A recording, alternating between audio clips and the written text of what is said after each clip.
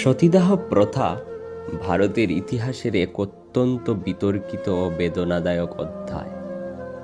ধর্মের দুহাই দিয়ে পুরুষতান্ত্রিক সমাজের অর্থলোলুপ পুরুষরা শুধুমাত্র স্বামীর সম্পত্তির ভাগ থেকে সরিয়ে দেবার জন্য বিধবা স্ত্রীকে স্বামীর জ্বলন্ত চিতায় জীবন্ত পুড়িয়ে মারত।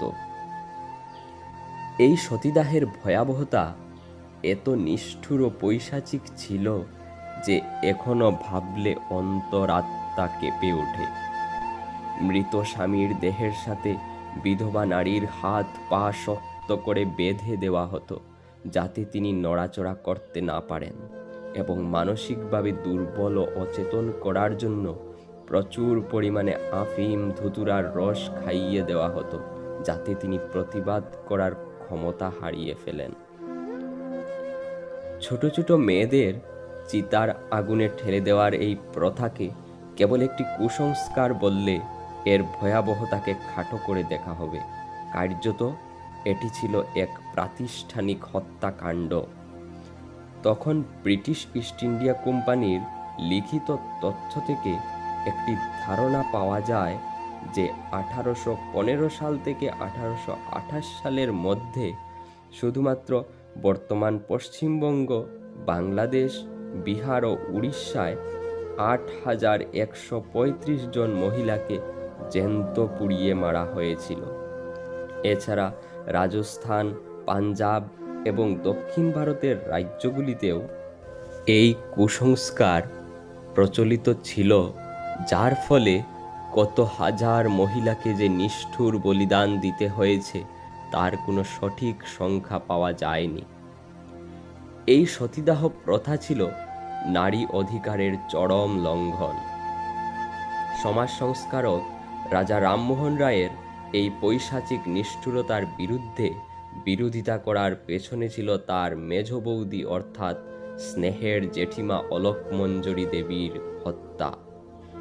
রামমোহন তার শ্রদ্ধা ও মমতার জেঠিমাকে বাঁচানোর অনেক চেষ্টা করেন, কিন্তু দেবী অলকমঞ্জরি দেবীকে সহমরণে যাওয়ার জন্য সৃষ্টি করা সামাজিক চাপ এবং ধর্মীয় আবেগের ফলে উনি সহমরণের জন্য রাজি হয়ে যান।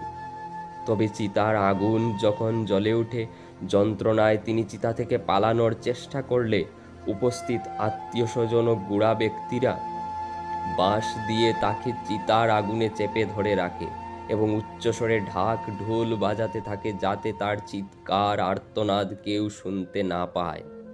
রামমোহন তার চোখের সামনে এই নৃশংসতার দৃশ্য দেখে স্তম্ভিত ও মর্মাহত হন। জেঠিমাকে বাঁচাতে না পারার অক্ষমতা এবং সমাজের এই নিষ্ঠুরতা তাকে গভীরভাবে বিচলিত করে, এবং ওই চিতার সামনে দাঁড়িয়েই তিনি শপথ নেন, যতদিন বেঁচে থাকবেন এই নিষ্ঠুর অমানবিক প্রথা নির্মূল করার জন্য লড়াই করে যাবেন। এই ব্যক্তিগত শোকই শেষ পর্যন্ত 1829 সালে সতীদাহ প্রথা নিষিদ্ধ করার মূল শক্তিতে পরিণত হয়েছিল। যদিও এই পথ খুব একটা সহজ ছিল না। এর জন্য রাজা রামমোহন রায়, ঈশ্বরচন্দ্র বিদ্যাসাগর, উইলিয়াম বেন্টিংদের মতো বীর সংস্কারকদের অনেক বিরোধিতার সম্মুখীন হতে হয়েছে। রামমোহনকে ধর্মদ্রোহী ঘোষণা করা হয়েছে, শারীরিক আক্রমণের চেষ্টা করা হয়েছে, তার পরিবারকে সমাজচ্যুত করার হুমকি দেওয়া হয়েছে। এমনকি তার মাও তার এই আন্দোলনের এক সময় বিরোধিতা করেছিলেন। বস্তুত এই বিপ্লবীদের দৃঢ় সংকল্প এবং অপরাজেয় মনোবল না থাকলে আজকের এই আধুনিক সমাজ কল্পনাও করা অসম্ভব ছিল।